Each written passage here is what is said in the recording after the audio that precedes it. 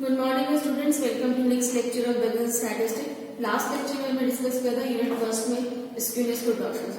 अब हम स्टार्ट करेंगे यूनिट नंबर 1 जो है आपका कोरिलेशन एंड रिलेशन एनालिसिस। देखिए यहाँ पर आपको तीन चीजों का जो कॉन्सेप्ट है, एक तो मीन हमने निकाला था, वो कॉन्सेप्ट यूज करना है, एक स्टैंडर्ड डेविएशन है, उसको दोनों का कॉन्सेप्ट हमें यूज करके तब हम इसे निकालते हैं कोरिलेशन एंड रिलेशन एनालिसिस। देखिए सबसे पहली चीज आती है हमारा कोरिलेशन होता है। लेकिन बेसिकली कोरिलेशन का मतलब होता है जो दो, अगर हम बात करें दो डिफरेंट क्वांटिटीज में या दो क्वांटिटीज में जो आपस में एक उनके बीच जो एसोसिएशन है वो हमारा क्या कहलाता है, आपका कोरिलेशन। ठीक है, मींस हम जैसे मान लेते हैं कि एसोसिएशन जो होता है लीनियर भी हो सकता है, क्वाड्रेटिक भी हो सकता है, क्यूबिक भी हो सकता है। जैसे मान लीजिए मेरे पास y = x + 10 है, ये अपने आप में एक इक्वेशन है, लेकिन एक इक्वेशन तो है बट एक कोरिलेशन भी है क्योंकि y मेरा किस पर डिपेंड है, मेरा x पर डिपेंड है।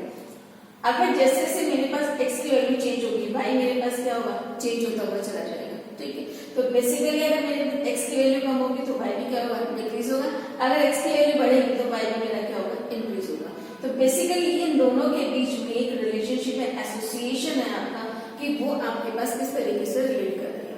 जैसे अगर हम बात करें डिमांड और प्राइस की, डिमांड के और प्राइस के बीच में एक एसोसिएशन है। क्या जैसे जैसे डिमांड आपकी कोई भी चीज की बढ़ती है तो प्राइस भी इसके साथ क्या होगा, बढ़ जाता है।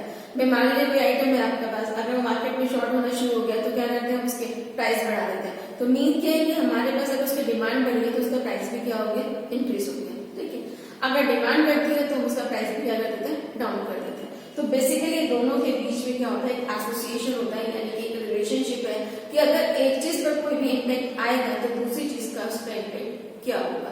मीन दूसरी चीज जो पार्ट है हमारे पास, दूसरी जो क्वांटिटी है या वेरिएबल है वो हमारा किस तरीके से चेंज होगा, वो हमारा आता है क्या, कोरिलेशन।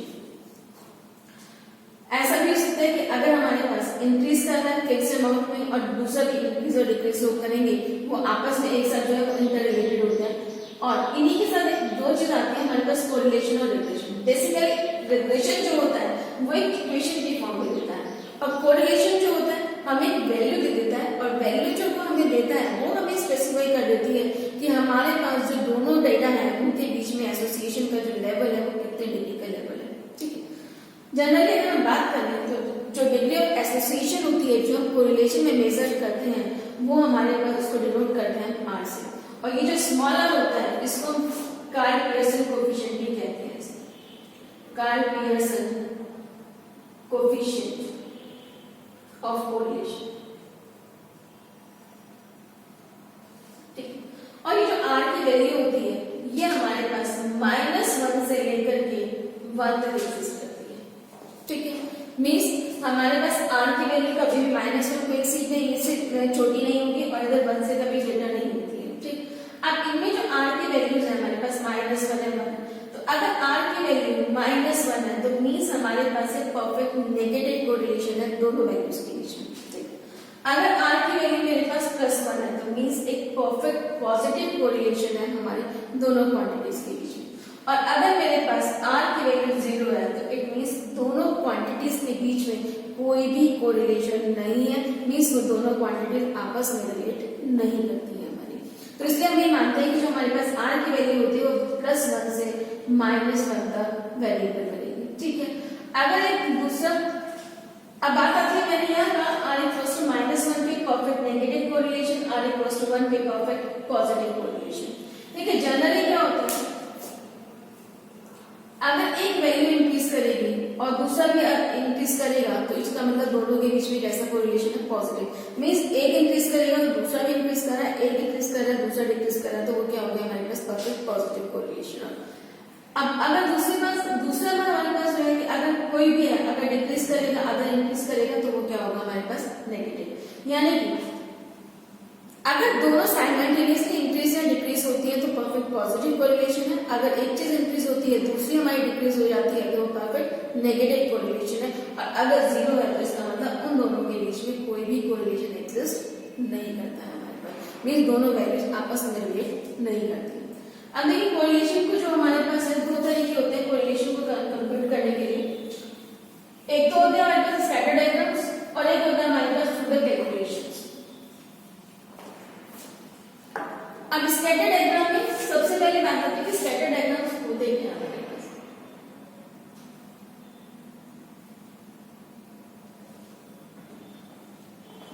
ठीक है, ये कुछ स्कैटर डायग्राम हमारे पास बने। देखिए R इक्वल्स टू +1 यानी कि परफेक्ट पॉजिटिव कोरिलेशन के लिए मान ली ये मेरे पास अभी मान के चलते हैं जो भी लाइन रहेगी, क्योंकि अगर रिग्रेशन लाइन की बात करें, रिग्रेशन लाइन अपने आप में एक इक्वेशन होती है या एक जनरल एक इक्वेशन की बात करें, अगर कोई चीज इंक्रीज हो दूसरी भी उसके साथ इंक्रीज हो रही है, लीनियरली रिलेटेड है, तो दोनों का ग्राफ जो होगा वो हमेशा क्या होता है, अपवर्ड होता है। जब ये अपवर्ड होगा तो इट मींस क्या है कि दोनों के बीच में जो कोरिलेशन है वो क्या होगी, हमारी परफेक्ट पॉजिटिव कोरिलेशन होगी। हमारे पास हम क्या करते हैं, इसमें एक वैल्यू एक पैरामीटर हम इस साइड लेते हैं, दूसरा पैरामीटर हम इस साइड लेते हैं और दोनों का ग्राफ प्लॉट करते हुए चले जाते हैं। ठीक, तो अगर मेरे पास मैं प्लॉट करूं सारी वैल्यूज को और वो इस तरीके से आए कि जो पैटर्न निकल कर आए मेरे पास वो एक स्ट्रेट लाइन का पैटर्न बन करके आ जाए, तो वो कैसा कोरिलेशन होगा मेरे पास, परफेक्ट पॉजिटिव कोरिलेशन। इसी में अगर इस तरीके से कि हमारे पास जो कर्व आए वो इस तरीके से है। ठीक है, अगर हम देखें तो एक चीज हमारे पास क्या हो रही है, क्योंकि इधर की तरफ हमारे पास एक सिंगल पैरामीटर है, ये चीज इधर की तरफ क्या हो रही है, इंक्रीज हो रही है। ठीक है, और इधर से क्या हो रही है, एक तरीके से डिक्रीज हो रही है, क्योंकि जो वैल्यू आएगी उसका ग्राफ हमारा किसकी तरफ मूव कर रहा है, डाउनवर्ड।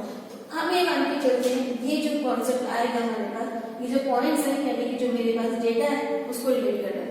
तो अगर इस तरीके का कोरिलेशन है तो ये क्या है मेरे पास, परफेक्ट नेगेटिव कोरिलेशन, यानी कि दोनों के बीच में क्या होगा, कोरिलेशन जो होगा वो क्या होगा, नेगेटिव होगा। अब आता है R इक्वल्स टू 0, यानी कि अगर मेरे पास कोई भी कोरिलेशन नहीं है, तो कोई भी कोरिलेशन अगर दोनों के बीच में नहीं है, तो अगर मैं देखूं तो मेरे पास जो डेटा है वो बहुत ज्यादा स्कैटर्ड आएगा, जो पॉइंट्स होंगे वो स्कैटर्ड होंगे, किसी भी एक पर्टिकुलर पॉइंट को फॉलो नहीं कर रहे होंगे। ठीक, इसको मैं भी मानता हूँ कि अगर मान लीजिए मेरे पास स्ट्रेट लाइन है तो इसके आसपास ही मेरा डेटा एग्जिस्ट कर रहा है, तो मेरे दोनों के बीच में कैसा कोरिलेशन हो गया, मेरा पॉजिटिव कोरिलेशन हो गया। ठीक, अगर मेरे पास यहाँ पर है और इस तरीके से लाइन कर रहा है तो यानी कि डेटा कैसा है मेरे पास, negative correlation. Exact straight line नहीं है, अगर एग्जैक्ट स्ट्रेट लाइन है तो वैल्यू +1 और -1 होगी, लेकिन अगर हम देखें तो एग्जैक्ट स्ट्रेट ना होकर के सारे वैल्यूज में स्ट्रेट लाइन के अराउंड ही लाइन कर रहे हैं सारे के सारे पॉइंट्स, तो वो क्या होगा आपके पास, परफेक्ट पॉजिटिव है, नेगेटिव। ठीक है, और यहाँ पर अगर कोई भी कोरिलेशन नहीं है तो इस तरह का डेटा हमारे पास आएगा। अगर हम दोनों पॉइंट्स के, दोनों वर्टिसेस के पॉइंट्स प्लॉट करेंगे तो उनमें कोई भी आपके पास पैटर्न नहीं होगा, स्ट्रेट लाइन का। ठीक है, नेक्स्ट हमारे पास आती है, कभी कभी हमारे पास बन करके आती है कर्व लाइन। तो ये 4-5 केसेस हमारे पास, 4 केसेस हमारे पास आते हैं जो हमारे पास बन करके आते हैं किसी भी स्कैटर डायग्राम के।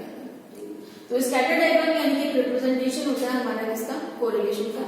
तो अगर हमारे पास जो हमारे पास अपवर्ड है यानी कि राइज करेंगे तो हमारे पास परफेक्ट पॉजिटिव है, अगर डाउन है तो नेगेटिव है, अदरवाइज क्या हमारे पास स्कैटर्ड है तो हमारे पास बस और इसके बाद ये कुछ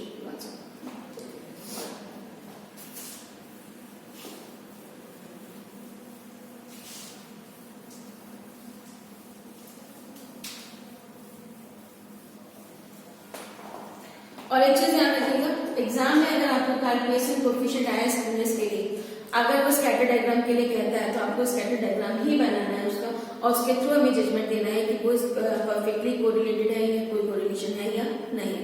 और अगर वो सिर्फ पूछता है आपसे determine the coefficient of correlation, तो उसमें आप फ्री हैं, आप चाहे तो कैलकुलेशन से कर सकते हैं और चाहे तो आप स्कैटर डायग्राम से कर सकते हैं।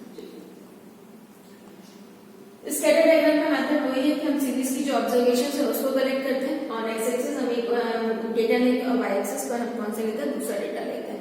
ठीक है, उसके बाद जो भी हमारे पास जो एक्सपेरिमेंटल रिजल्ट्स हमारे पास आए हुए हैं उन्हें हम प्लॉट करते हैं और प्लॉट करने के बाद ये चेक करते हैं हमारे पास जो सिमेट्री आ रही है वो किस तरीके से आ रही है, पॉजिटिव की है, नेगेटिव की है, जीरो की है या किस टाइप से सिमेट्री है। ठीक है, जैसे हमारे पास ये डेटा दिया हुआ है, दिस हमारे पास कोरिलेशन दिया हुआ है हाइट के बीच में और पुल्मोनरी एनाटॉमिकल डेड स्पेस की वजह से 15 चिल्ड्रंस में। ठीक है, ये एक्सपेरिमेंटल डेटा हमारे पास है, एक हमारे पास क्या हाइट है और एक हमारे पास क्या डेड स्पेस है।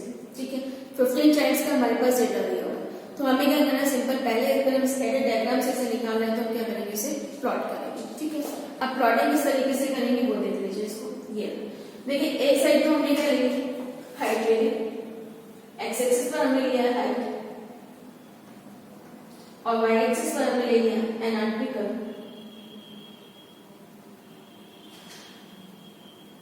Dead space. ठीक है, अब देखिए हमारे पास जो हमारे पास डेटा है हाइट का, वो चेक कर लेते हैं कहां से। देखिए हमारे पास जो वैल्यू स्टार्ट है वो 110 से स्टार्ट है। ठीक है, चलिए हम यहाँ पर एक शो कर देते हैं और अपना डेटा जो है वो 100 से स्टार्ट कर देते हैं, 100 और लास्ट में हमारे पास वैल्यू कितनी है 110 तक। ठीक है, तो 100 से स्टार्ट कर लेते हैं, 110 ले लेते हैं 120 इस टाइप से। और इधर हमारे पास जो वैल्यूज है वो हमारे पास कहां से स्टार्ट है 44 से, तो हमने उसके अकॉर्डिंग मैक्सिमम वैल्यू कितनी है हमारे पास 101। तो हमने इसको जो ग्राफिकली लिया है वो इस तरीके से लिया, 100 ले लिया, 110 ले लिया, 120 कर लिया, 130, 140, 150, 160, 170, 180 और यहाँ पे हमारे पास 0 से आ गया 20, 40, 60, 80, 100, 120। ठीक है, अब जब एक ग्राफ कैसे प्लॉट करना है उसे देखिए। देखिए 110 पर जो डेड स्पेस वैल्यू है वो कितनी है 44, तो 110 40 है, यहाँ पे आसपास हमारे पास 44 यानी कि ये पॉइंट आ गया। 116 पर है 31, 116 हमारा यहाँ पे लाइन करेगा, उस पर हमारे पास वैल्यू 31 यानी कि 40 से हमारे पास नीचे आएगी यहाँ पे। ठीक है, देन हमारे पास कितना 124 पर है वैल्यू 43, 124 हमारे यहाँ पे लाइन करेगा और 43 वैल्यू में हमारे पास ये लाइन चाहिए। देन हमारे पास कितना 129 हमारे पास यहाँ लाइन करेगा, इसमें वैल्यू है कितनी 45 यानी कि इसमें यहाँ हमारे पास 140 से थोड़ा सा नीचे आएगा 145। देन हमारे पास कितना 131 पर वैल्यू कितनी 56, 131 की वैल्यू हमारे पास आ गई 56। 138 पे हमारे पास ये आएगा, उसकी वैल्यू कितनी 79 यानी कि 80 से थोड़ा सा नीचे। तो जब इसको पूरे पॉइंट्स को प्लॉट कर लेंगे तो हमारे पास जो ग्राफ बन करके आएगा वो इस तरीके से बन करके आएगा। ठीक है, अब देखिए अगर हम देखें तो सारी वैल्यूज हमारी नियर नहीं है। ठीक, तो इट मींस क्या है जो आपके पास है वो ये है हमारे पास। ठीक, तो ये हमारे पास एक रिप्रेजेंटेशन हो गया। अगर हम देखें तो परफेक्टली पॉजिटिव कोरिलेशन यानी कि जो वैल्यूज है वो इंक्रीज और डिक्रीज आपकी हो रही है, तो हमारे पास ये है कि दोनों वैल्यूज रिलेटेड टू है बट क्लोजली रिलेटेड या परफेक्टली आर इक्वल्स टू 1 यानी कि पॉजिटिव कोरिलेशन सारी वैल्यूज क्या हो रही है ऊपर की तरफ आपका ग्राफ राइज कर रहा है, तो इट मींस क्या होगा पॉजिटिव कोरिलेशन तो है। और दूसरी दोनों वैल्यूज जो आपस में एक एसोसिएशन दोनों के बीच में एक दोनों से आपस में क्या कर रही है रिलेट कर रही है। तो स्कैटर डायग्राम से जब हम ड्रॉ कर रहे थे उसे प्रॉपर्ली तो हम चेक करते हैं अगर वैल्यूज मेरे पास बहुत ज्यादा स्प्रेडेड है इस तरीके से कि स्कैटर्ड है तो बेसिकली वो क्या है हमारे पास कोई कोरिलेशन नहीं देगा। अगर क्लोजली आपके पास सारी वैल्यूज एग्जिस्ट कर रही है और ग्राफ हमारा टॉप टू आपका बॉटम टू टॉप जाएगा तो पॉजिटिव कोरिलेशन, अगर आपका bottom to top to bottom आएगा तो वो नेगेटिव कोरिलेशन दिखाएगा। ठीक है, तो स्कैटर डायग्राम मेथड से कुछ क्वेश्चंस जो उनको आप ट्राई करके देख लीजिएगा और जो भी प्रॉब्लम है उसे प्रॉब्लम सॉल्व में पूछ लीजिएगा। Okay, thank you so much.